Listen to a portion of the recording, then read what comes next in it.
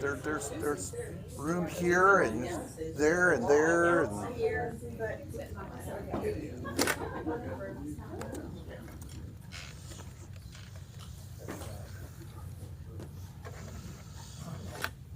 come on in.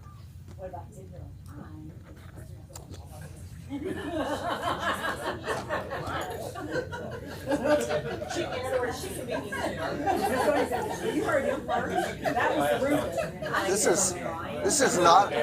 is not a good beginning. Trouble is starting before we've even begun.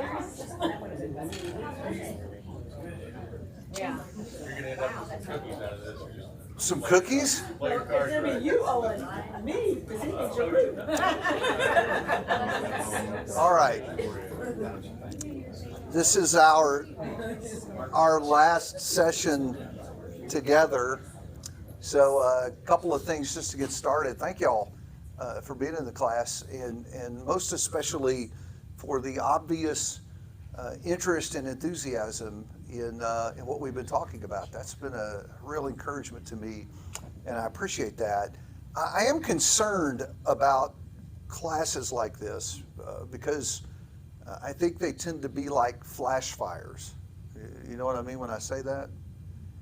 So you have a class that focuses on evangelism, or maybe a weekend session where a guest speaker comes in and he excites everybody, and we get enthusiastic and passionate about this good work, and then the weekend is over, or the quarter ends and the class is over, and all of us will move on Sunday, right? I'm going to go teach another class, you're going to be in another class, and what happens to this? You should have a follow-up. Okay, you're distracting me from my point, Earl. It dies. Before you have a follow-up like Earl recommended, I do. I think that's right. I think we kind of fall back up until something happens to stir us again. And so I've just wondered if there isn't some way for people who feel passionately about the lost to kind of keep stoking that fire on a regular basis. I do think we are in an awfully important season culturally and congregationally where it becomes really vital that we not let our passion for this work die. I think opportunities right now are going to be greater than they've ever been. As culture finds where the bottom is, the reality about sin is it's consistent. It ended up being awful for everybody infected. And when people hit the bottom, what do? They look up and they look for rescue. And we have the answer to that. And so I was just going to mention to you that I plan, now you can say it, Earl, I plan to start meeting once a month at my house for anybody who would like to keep stoking the fire. I want to be careful about this because sometimes we get so busy talking about evangelism and how to do it better, we never actually do it. So I'm committed to once a month for 1 hour to get together with other folks of like mind and talking about strategy and sharing names with people we're interested in reaching and praying about those people together, maybe even offering insight and suggestions on folks we're struggling to get a door with or knowing how to handle, or a question we got thrown at us and it threw us a curb. I'm willing to do that into the indefinite future for whoever would like to meet together and do that. So if you are interested, if you will just give me your name, I will add you to my list, and sometime before the end of June, I'll put a spot in the calendar for 1 hour, I promise, some weeknight when we'll get together and try to keep each other stirred up about this. So if you would let me know that after class is done, I will add you to my contact list. The other thing that I did is Melanie Ray asked me, could you give us a quick card with the 3 questions on it? So boom, there you go. Even a nice cardstock and a cool sort of purpley lavender color. What's that? Like my shirt right now?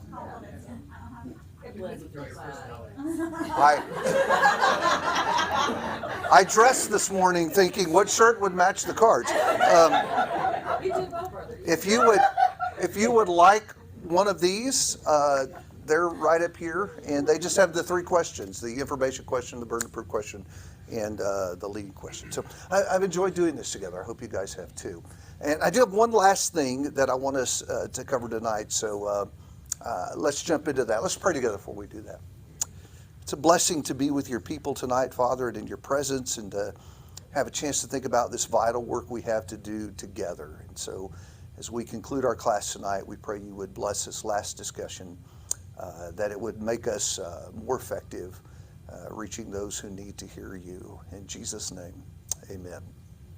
So I said last week that I wanted to talk about visitors tonight because I am convinced that we don't get any better opportunity than we do with our visitors. Would you all agree with that? Yeah. And why? Why do visitors offer such a golden opportunity? They're looking. They're open, they showed an interest, they're looking. Sorry? They made the first step. They've made the first step. Definitely an opportunity for word of mouth. Tell me what you mean with it. When they visit, they say, hey, you can't believe this. Oh, yeah. To go open up a whole new world of people to share that with, yeah. One of the things that I love about a visitor is I didn't have to go find them. Are you with me on that, right? They came to us. And so, listen, what a benefit that is to not have to go out and look for these people. The other thing, and several of y'all kind of mentioned this in different ways, the other thing about somebody who comes here is there had to be an extraordinary amount of interest on their part to show up here at the building. So I mentioned at the end of class last week the Iceberg Principle. You guys have surely seen this before somewhere, right? That the part of the iceberg we see is actually very small compared. I don't know if that's true or not. I have never looked under an iceberg. So I know I turned it on. The tech guys caused that TV not to work. So they're going to do terrible things to me when this is over. So yeah, this is over, y'all. So it's a bigger picture of an iceberg above and below the waterline, right? It's actually a pretty cool picture. I'm sorry you are missing it. But the point is that the part we see is very small compared to what is really all there. And I think that's true about a visitor. Think about what was behind them showing up here, or maybe to say that a different way. Think about everything that they had to do to show up here. What did they have to do?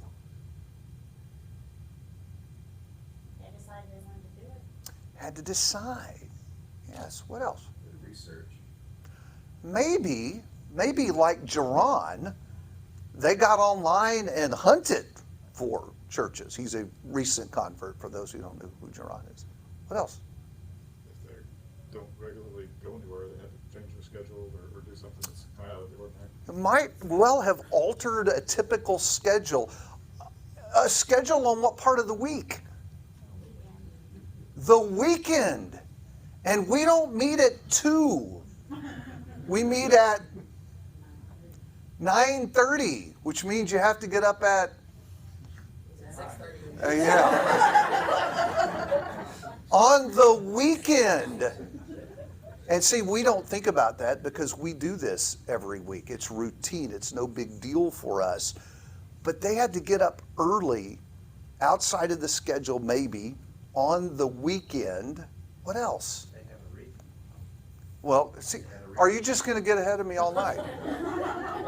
Okay. I'll ask them. Hold that thought. I don't want to be your last. Let's hold that thought. I'm coming back. Yes. Sure. If they have some type of full Christian background, they may have had some issue where they're at, which means they're trying to figure out that. Maybe something's going on. What else did they have to do to get here? They're walking to a place they've never been. Yes. Yes, and that doesn't freak anybody out, does it? Look, I've been a Christian since I was 11-year-old, folks, and when I go on the road and I visit other places, I'm a little nervous walking in the door. What in the world are these people like? And I know what y'all are like, but I still get a little nervous walking in the door. And listen, y'all left off, they had to get dressed up-ish for whatever that is in our culture today, and they had to drive to this place and come to a place where they don't know anybody, and maybe they don't have any idea what we're going to do. So now, Earl, what does that tell you? Yeah, they have a reason. There is something underneath there most of the time. It's not like someone on a whim was headed to Denny's and they'd say, oh, cool, a church, let's do that instead. Something brought them here, yeah. Could we compare it to going back to the gym for the first time in so long? You're nervous about, well, there's always people in shape around me. I'm definitely not. Yeah. Intimidation. Yeah, one of the, I forget who said this to me, but I had a person tell me one time, I think I said this last week too, I forget, tell me about driving past church buildings and thinking, I don't belong there. I wouldn't fit in there. Yeah, so I do think that would be a piece of it too, especially if you lived a less than stellar life under your own estimation, feel like you're going around people that were and feeling judged and awkward about that. I think that's a piece of it too. So the reason I'm saying all of that is you may not see that on the surface. In fact, what might you see on the surface? Not this profound, deep interest, but what? From a guest. They might be shy or dismissive. I'll never forget, I met this visitor one time. I said, hi, my name is David Banning. Your name is? Mike. That's what he said. And I said, Mike, like last name? And he said, just Mike. And so I tried to talk to him a little bit and ask 2 or 3 other questions, and I got those kind of quick one-word answers that basically were saying, leave me alone, right? Have y'all talked to somebody, had that conversation? So we would move the water line up with Mike. We were seeing less and less. How did I know he was interested? He is here. He is in this place. And so sometimes people, you said shy or reluctant or aloof or nervous or even hostile. You can get all kinds of stuff above the water line there. But I promise you, the vast majority of cases, if they are here, there's something underneath there that brought them. You were going to say something, Brian. Sitting in the back or sitting in the back corner or making, the exit as soon as they can. And there's lots of reasons they could be doing that. We shouldn't assume too much. Well, yes, so think about how visitors typically behave. They arrive. 3 minutes late. Well, yes. I mean, when I travel, if the church starts at 9:30, that's what time I'm there. 9:30, right? Because I get a little nervous visiting new places too. And as soon as the amen is said, I have seen Arlene Harkrider, Mr. Colleague, she should have been a linebacker because visitors would zip out the door and she sat by the emergency exit and she would go out the side exit and she had an advantage. She had the angle and she would go run them down in the parking lot. Well, that wasn't the right way to say that. She would go connect with them in the parking lot so she could say hello. Yeah, sometimes it's even tough just to get to them and say hello, which brings me to the other thing that I wanted to say. I talked to y'all last Wednesday night about Leon Lett, and I want to mention him again, right? So for you Cowboy fans, I thought the moment needed photographic evidence. How many of y'all saw this when it happened? Yeah, I did too. Wasn't that beautiful? Because I hate the Cowboys. I mean, I actually enjoy hating the Cowboys, and so it was beautiful to watch. You see in the big picture, he's 2 yards from the end zone, right? And what does he begin to do? He's got the ball out. And does anybody remember the name of the guy behind him, Bills? BB, yes. BB was fast. And if you notice in the inserted shot, what's BB doing? And where is that happening? Literally right on the goal line. And the great thing is, I don't know how long Lett's career was or what his accomplishments were, because frankly, nobody cares about that. Everybody cares about what he did on Thanksgiving Day. That's what he will ever be remembered for. But I think about Leon Lett when I think about visitors, because so much of our struggle is about getting out into our circle and connecting with people. And I mean, this whole class has been about getting an open door to start a conversation. And now we're talking about people who are past that. We're over that hump. They're here. And it is so easy to be a Leon Lett spiritually and fumble the ball right here at this critical place by treating guests poorly. Now, I wrote down here to ask y'all, have you ever had a bad experience visiting another congregation? And I looked at that question and thought, that's going to be 45 minutes of storytelling. So here's the deal. You don't get to tell your story. I apologize, but if I let you start, then I'll have to stop and people will be mad at me. But I do want the group to share, give me a phrase that describes why your experience was, don't tell the story, but tell us what happened that made you walk away when you visited a church family and say that was a bad experience. Seating chart. Wait, hold on. I don't know what to do. What do you mean when you say ignored? Nobody said hi, nobody did anything. I walked in, walked Yeah. past people. Yeah, I had a guy that was visiting a church one time. What's that? It's a brief phrase, and I get to be the arbiter. So, and he said something I wanted him to say, so I'm not counting it. So, there's a long story behind that. But there was a guy that was visiting a church, and the guy in front of him turned around and said, "Are you a visitor here today?"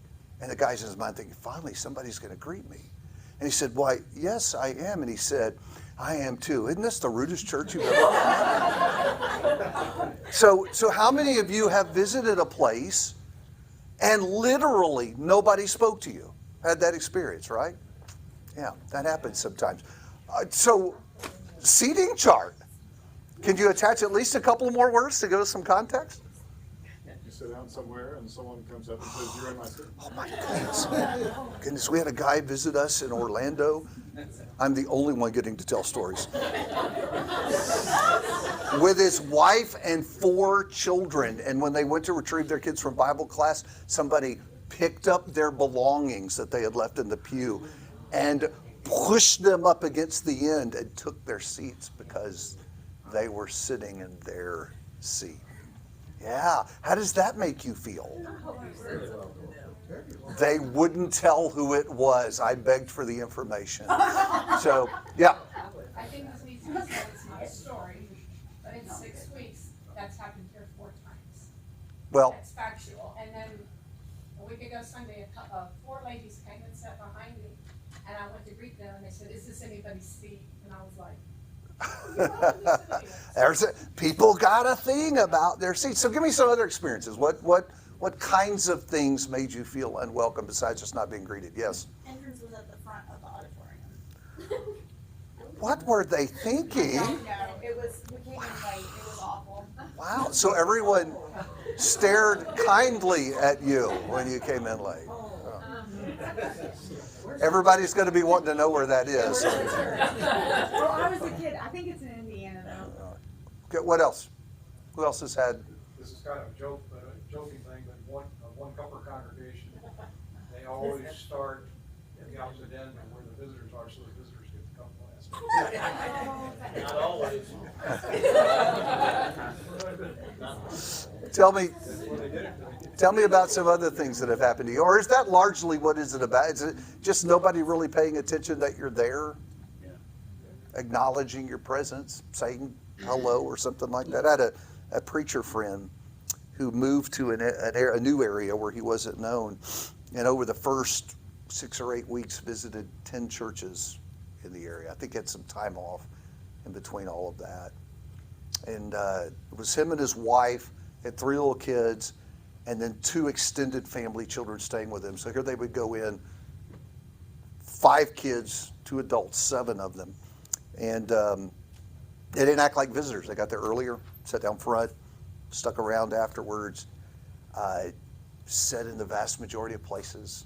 Maybe someone said hello, maybe not. Here was the other interesting thing. Almost nobody offered help finding Bible class with 5 kids, right? And he said, we kind of went away from most places sort of feeling like we had intruded. Now, work with me on this. Do you think any of those places gathered on Sunday and said, our goal here is to make our guests feel awkward? Why does that happen? What do you think? People are uncomfortable dealing with other people. Okay. Yes? They just don't think about guests at all. They're not even a thought. Because? It's too focused on their own. Their own comfort. Yeah. It's kind of like when y'all come have Thanksgiving with us. I mean, you probably, if you visit a family not your own at the holiday, would probably feel a little left out unless there was some intentional effort to engage you, right? Because we have all of our traditions and we do all of our things, and man, if it's bannings, it's really kind of some bizarre stuff sometimes, right? But well, I mean, we're just like family, normal family, and to an outsider, some of it's kind of strange and unusual, bizarre, fair maybe. But I wonder if it isn't that way among us too. It is a family gathering, right? And we're supposed to be focused on each other and concerned for each other, but not to the exclusion of our guests. So I started thinking about what in Scripture talks about that.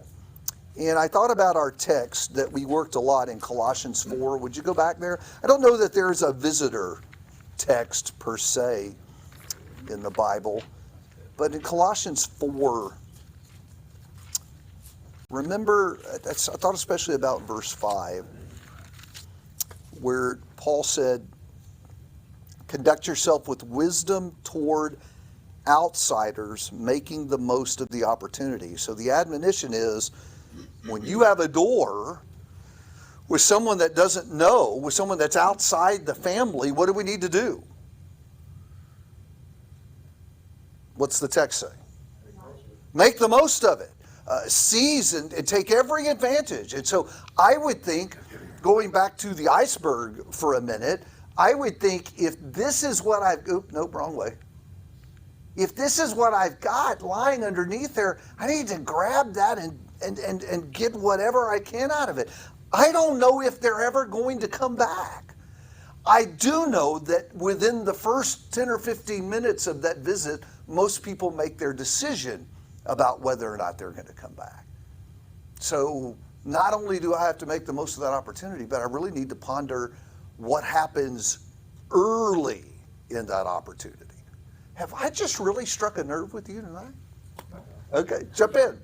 So, one of the things I'm thinking is, a lot of times it doesn't matter so much the depth that you get in with the person, that a lot of people are interested. So one of the things I've tried to do more recently, which I've never done before, is I'll greet them, get their name, and I'll say, and then I'll walk back and try to find 4 or 5 other people before services and said, have you met so-and-so? So let me, I'm going to hold off. I want to come back to that in just a second because I want to throw one more verse out there. Can I hold on pursuing that? Because I want to run that a little further, and you may want to tag on to it as well. Look at 1 Corinthians 14, because I thought about this text too. And this passage about spiritual gifts may seem like an odd place to go talking about guests. But notice down at verse 23. So this is 1 Corinthians 14:23. where he says, the whole church is assembled together and all speak with tongues, and ungifted men or unbelievers enter. Will they not say that you are mad? Now I know this context is dealing with the abuse of miraculous spiritual gifts, right? But specifically in verse 23, their bad behavior with their gifts is being discussed in the context of, how's an outsider going to see that? And so evidently, first century churches had visitors too. Sometimes unbelievers came in among them. And if you're all speaking with tongues, people are going to think you're crazy. And I think Paul is meant to say there, that's not the goal. We don't want people to come into among us and think we're crazy. Verse 24, but if all prophesy and an unbeliever, ungifted man enters, he is convicted by all, he's called to account by all, secrets of his heart are closed, and he will surely fall on his face and worship God, declaring that God is certainly among you. So stepping outside for a moment the miraculous spiritual gift context, I think we need to be concerned about the same broader concern that Paul is expressing here, that we don't want to send the wrong message to an outsider, right? Because we're doing the wrong things, in this case, abusing their gifts. We would rather somebody walk away and say, God's in that place. Are you with me?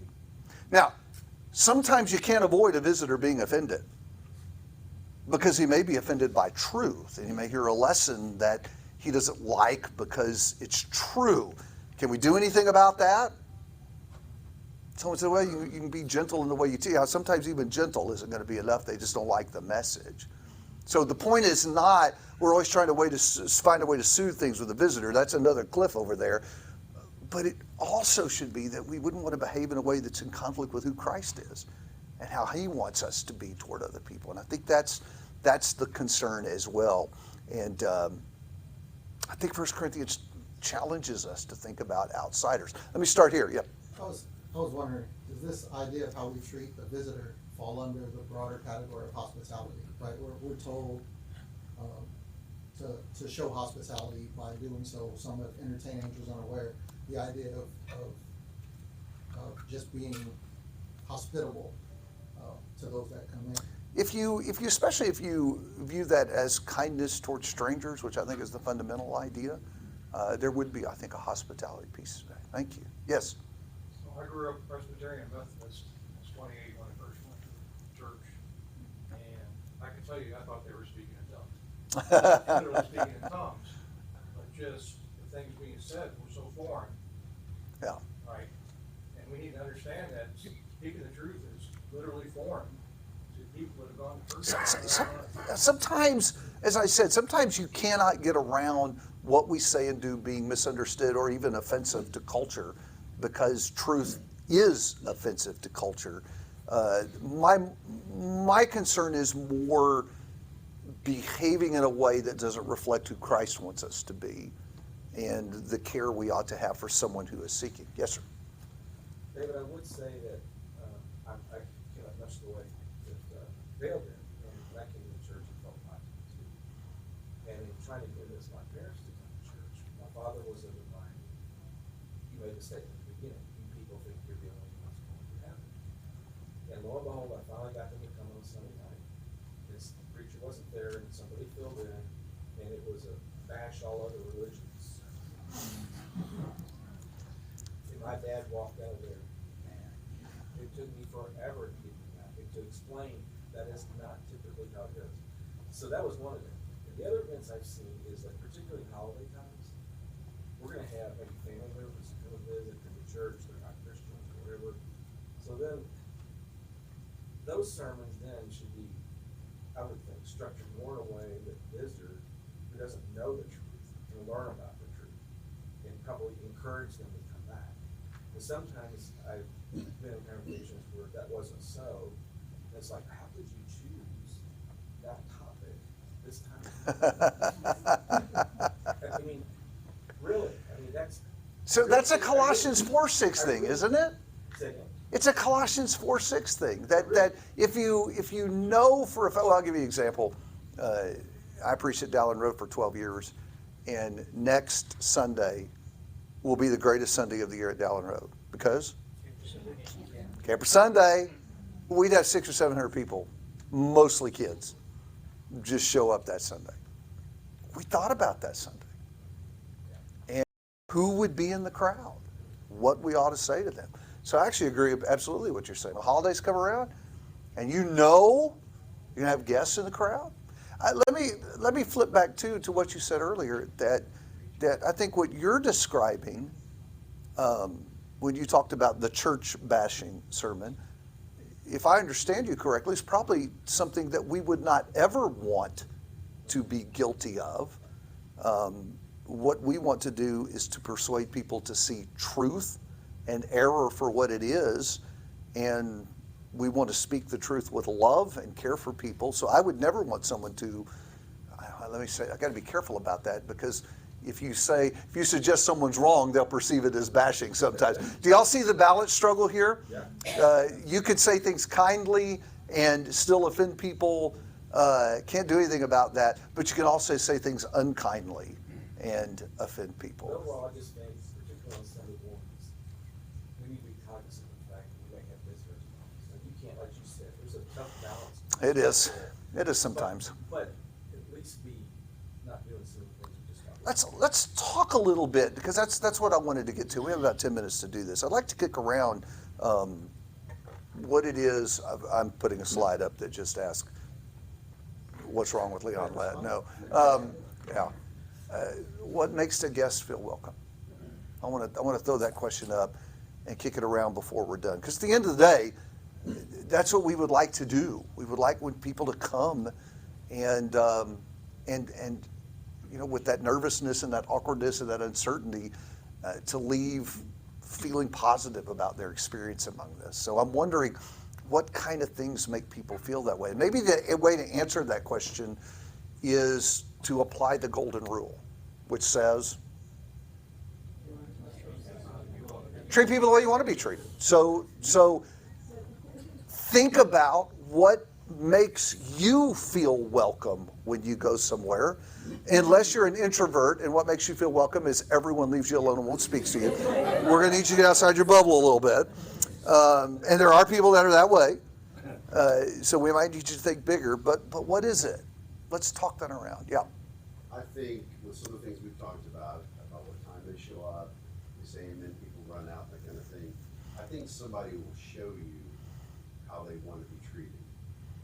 If you just take the time to observe, take 30 seconds, take 5 minutes, observe them during the worship, whatever it may be, they'll tell you.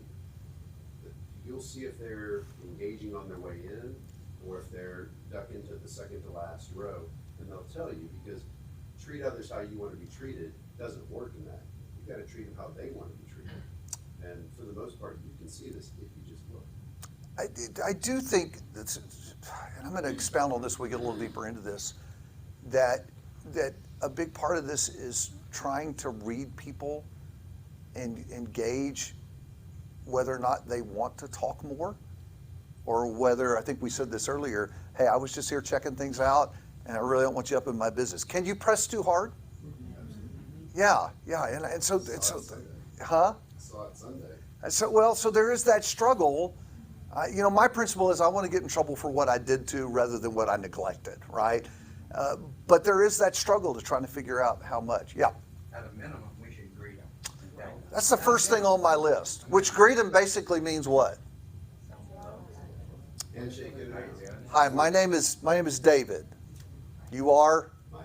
Mike. Mike is going to visit here next Sunday, I promise. Y'all be nice to Mike, okay?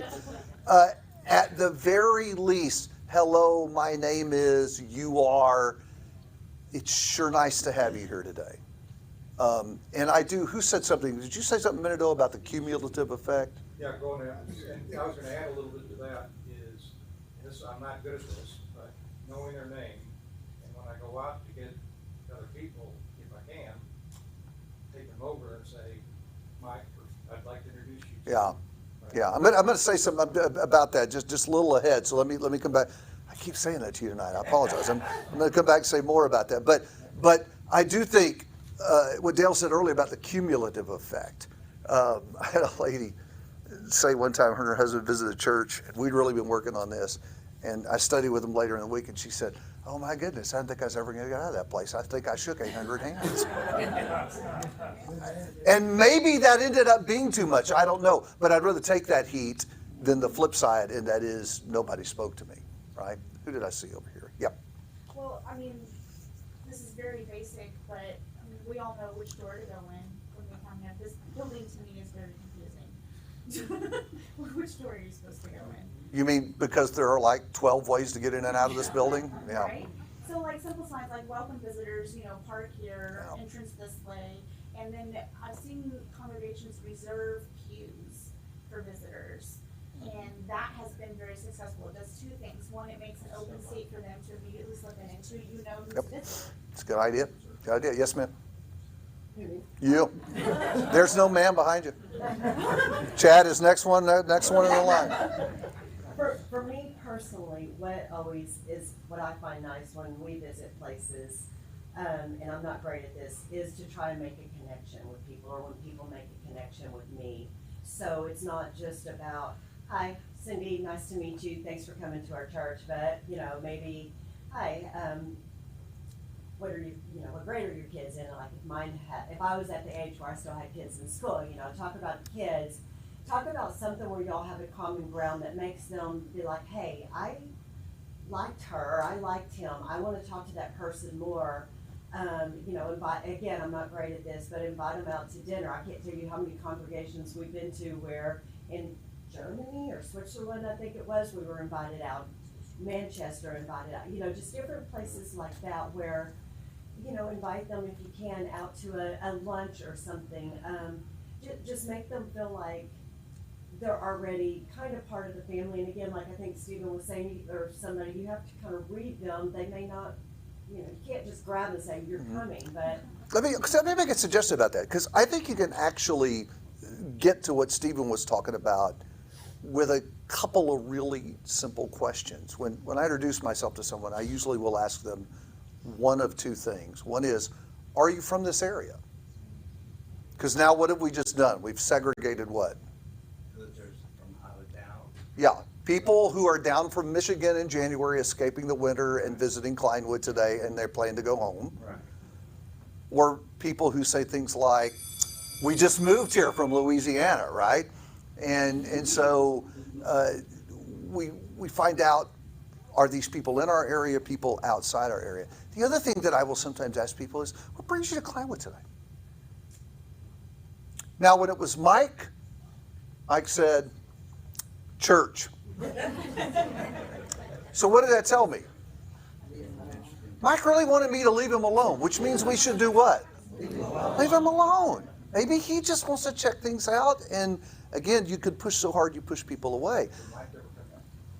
Oh, I don't remember that. It's been so long ago. I left him alone. But the other thing that may happen, how many of you have gotten to talk to visitors and wound up staying for an hour talking to them? Had that happen? Your mom and dad, man. No, it was great. Your mom and dad were here that first Sunday. We got connected. I'd been to the church where you guys grew up. We had a long conversation. What do you know when you have a conversation like that? Well, connections, interest, things like that. And so you kind of have to gauge what you do based on the feedback they're giving you. Maybe some people are saying, "Hey, I'm just checking things out and I need you to leave me alone." Or, "I want to know about you guys. I'm interested." We want them to know we're interested in there. I put a point in here. I'm going to rush through this quickly because I'm about to get that next bell. About being courteous. If somebody rolls up next to you in the parking lot and you don't recognize them, what do you do? What do you do when you pull up in your driveway and the neighbor's out in the yard with the kids? Hello? Remember, they're forming impressions the minute they get out of their car about whether or not they're going to come back or not. If you meet them coming into a class like this, slide over, right? Let them be able to get in and get a seat. If there's materials, give them some materials. Hang on one second. If they got kids, make sure they have kids, know where to go for their class, where to drop them off, when to pick them up. Invite them to sit with you. I have a friend that would do that. He would meet someone in the foyer for services. He would say, "Hey, are you sitting with someone this morning? Hey, come down here and sit with my wife and I." And so that gives them a place and someone that they're connected to. And look what I happen to have. Everybody know what that is? Huh? Yes, yes. And there's a card inside. Most important thing that happens with our guests is getting some kind of record that they were here so that we can. Yeah. And so I would tell people that. When I give people a visitor card, I'd say, we need your information because we're going to send you emails every day for the next 5 years. And that's what they do too. They laugh. And then I say, no, really, you know what we want to do? We got 3 or 4 people that'd love to send you a note and say, we're sure glad you were here. And then that's all we'll do with it. Love to have you fill that out. Maybe they will, maybe they won't, but at least they know now what that's for. So I'm going to urge you to practice the 10-minute rule from this day forward. The 10-minute rule is after the last day, well, not in this church anymore, after the announcements are done, look around and identify who is a guest. And for 10 minutes, don't talk to your buddies. For 10 minutes, go to them first. They're leaving quick anyway, right? And help them feel welcome. Golden opportunities, and we do not want to be Leon Lett and fumble the ball at the goal line. Thank you, guys.